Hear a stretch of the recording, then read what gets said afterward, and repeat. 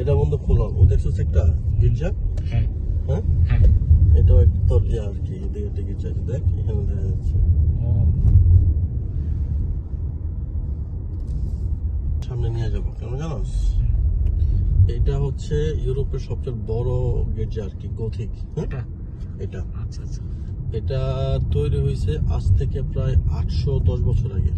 ওরে বাবা, এটা এখনো পর্যন্ত আন্ডার কনস্ট্রাকশন আছে এটা। কি কস? হ্যাঁ, কি বানাচ্ছে এত বছর? ওই দেখছিস না, রিপিটলি এটা করে দ্বিতীয় বিশ্বযুদ্ধের সময় এটা ভেঙে পড়ছিল। আচ্ছা, ওইটা এখন কি কন্টিনিউ করতে হবে? হুম, রেনোভেশন চলে। হুম, তারপরে